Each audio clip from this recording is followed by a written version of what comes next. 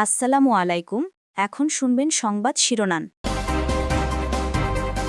তেলের জন্য পাম্পে পাম্পে দীর্ঘ লাইন, নতুন দাম নির্ধারণের পরেও ভোগান্তি না কমায় গ্রাহকের ক্ষোভ, সরকারি সিদ্ধান্তের আগে ভাড়া না বাড়ানোর আশ্বাস বাস মালিকদের।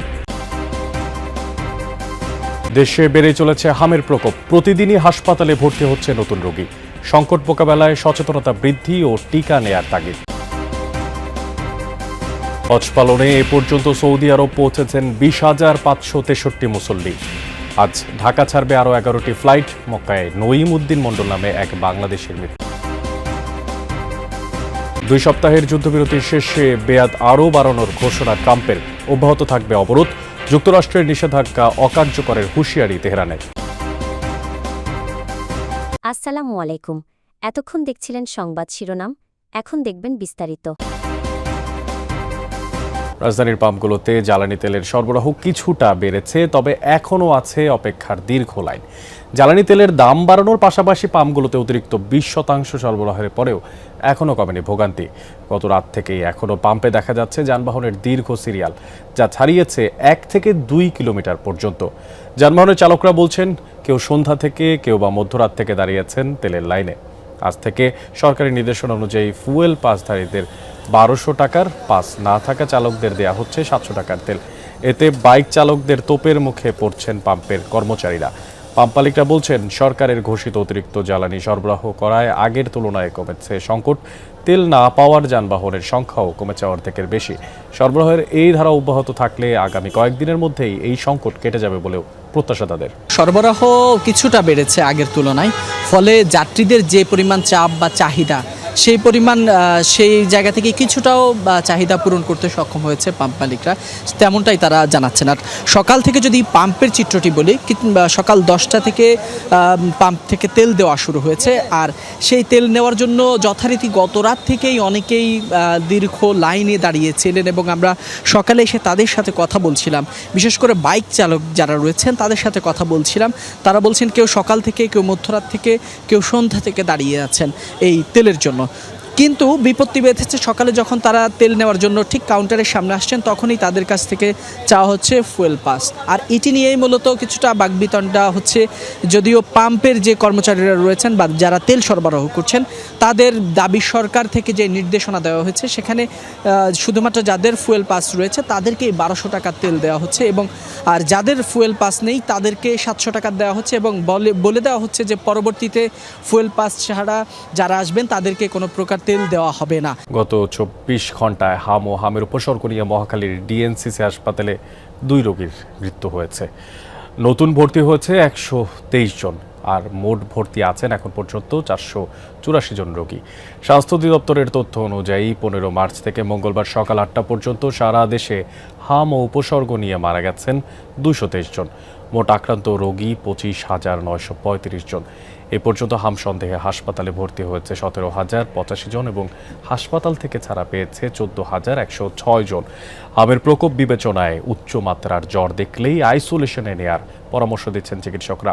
উচ্চমাত্রার জ্বর, কাশি, ফুসকুড়ি, মুখে ঘা এমন সব উপসর্গ দেখলেই বাবা মায়েরা সন্তানদের নিয়ে ছুটছেন হাসপাতালে। শিশুদের পাশাপাশি আক্রান্ত হচ্ছেন বড়রাও। এখনও আসলে উদ্বেগজনক হারেই হাম আক্রান্ত শিশুরা হাসপাতালে আসছেন। আমি আসার পরেও আসলে বেশ কয়েকজনকে দেখেছি যারা মাত্রই ভর্তি হলেন। সুতরাং বলাই যায় যে উদ্বেগজনক হারে যে হামের সংক্রমণ যেটা বাড়ছিল, সেটা আসলে এখনও বেড়েই চলেছে। সেটা আসলে কোনোভাবেই আসলে যেন সংক্রমণটাকে রোধ করা যাচ্ছে না। এবং এখানকার পরিস্থিতি যদি একটু জানাই, যে আমি এসেছি ঘণ্টাখানেকেরও বেশি সময় আসলে অতিবাহিত হয়ে গেছে। আমি যেখানটাতে আছি, যে সেকশানে আছি, এখানেই নতুন আরও 10 জন রোগী ইতিমধ্যেই ভর্তি হয়েছে, যাদের সাথে আমি কথাও বলেছি। এবং তারা আসলে রাজধানীর অন্যান্য হাসপাতালে ছিলেন, কেউ আবার রাজধানীর বাইরের হাসপাতাল থেকে এখানে এসে ভর্তি হয়েছেন তাদের বাচ্চার অবস্থার অবনতি হওয়ার কারণে।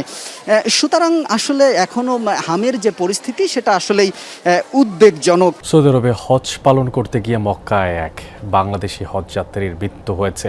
নিয়মিত হজ বুলেটিনে মৃত্যুর খবর নিশ্চিত করেছে ধর্ম মন্ত্রণালয়। নইমুদ্দিন মণ্ডল নামে ওই ব্যক্তির বাড়ি জয়দেবপুর সদর উপজেলায়। বুলেটিনে জানানো হয় এখন পর্যন্ত 20,563 জন হজযাত্রী সৌদি আরবে পৌঁছেছেন। এর মধ্যে সরকারি ব্যবস্থাপনায় 2,870 জন এবং বেসরকারি ব্যবস্থাপনায় গিয়েছেন 17,693 জন। এখন পর্যন্ত মোট 51টি ফ্লাইট পরিচালিত হয়েছে। এদিকে সৌদি আরবের আইটি হেল্প ডেস্ক থেকে এই পর্যন্ত 2,868টি সেবা এবং চিকিৎসা কেন্দ্র থেকে 454টি স্বয়ংক্রিয় চিকিৎসা ব্যবস্থাপত্র প্রদান করা হয়েছে। আজ 11টি ফ্লাইটে আরও 4,521 জন হজযাত্রী সৌদি আরবে পৌঁছাবেন। গত 18 এপ্রিল বাংলাদেশ থেকে হজের আনুষ্ঠানিক যাত্রা শুরু হয়। আগামী 21 মে শেষ হবে এই ফ্লাইট পরিচালনা।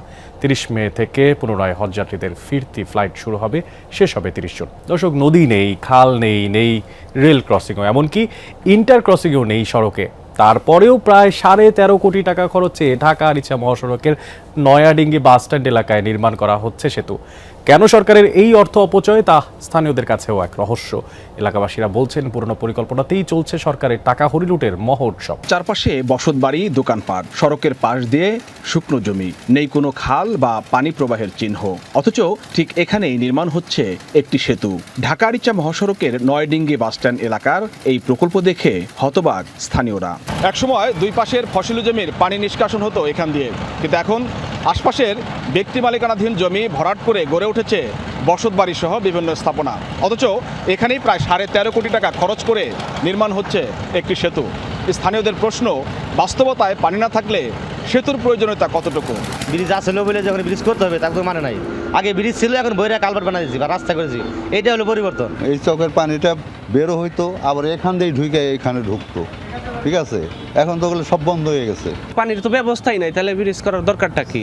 ইরানের সাথে চলমান যুদ্ধবিরতির মেয়াদ বাড়ানোর ঘোষণা দিয়েছেন মার্কিন প্রেসিডেন্ট ডোনাল্ড ট্রাম্প। তেহরান চুক্তির প্রস্তাব জমা এবং আলোচনায় কোনো সিদ্ধান্তে না পৌঁছানো পর্যন্ত কার্যকর থাকবে এটি। পাকিস্তানের অনুরোধে নেওয়া হয়েছে এই সিদ্ধান্ত। তবে ইরানি বন্দরগুলোতে অব্যাহত থাকবে মার্কিন নৌ অবরোধ। ট্রুথ সোশ্যালে দেয়া এক পোস্টে বিষয়টি জানান ডোনাল্ড ট্রাম্প। এতে তিনি দাবি করেন পাকিস্তানের ফিল্ড মার্শাল আসিম মনির ও প্রধানমন্ত্রী শাহবাজ শরীফের অনুরোধে এই যুদ্ধবিরতির মেয়াদ বাড়াচ্ছে ওয়াশিংটন। জানান এই যুদ্ধবিরতি ততক্ষণ পর্যন্তই কার্যকর থাকবে যতক্ষণ না ইরানের নেতা প্রতিনিধিরা যুক্তরাষ্ট্রের কাছে ঐক্যবদ্ধ প্রস্তাব নিয়ে আসে। তবে আনুষ্ঠানিকভাবে এখনও কোনো প্রতিক্রিয়া ব্যক্ত করেন ইরান। মার্কিন নৌ অবরোধকে অ্যাক্ট অফ ওয়ার আখ্যা দিয়েছেন ইরানের পররাষ্ট্রমন্ত্রী আব্বাস আরাকচি। মঙ্গলবার সামাজিক যোগাযোগ মাধ্যম এক্সের এক পোস্টে এই মন্তব্য করেন তিনি। এমন সিদ্ধান্ত বহাল রাখা যুদ্ধবিরতি লঙ্ঘনের শামিল বলেও অভিযোগ করেন তিনি। আরাকচির হুমকিতে যুক্তরাষ্ট্রের নিষেধাজ্ঞা অকার্যকর করার সব উপায় জানা আছে ইরানের, বলেন তিনি। দেশটি দমন পীড়নের বিরুদ্ধে প্রতিরোধ গড়তে পিছপা হয় না বলেও জানান।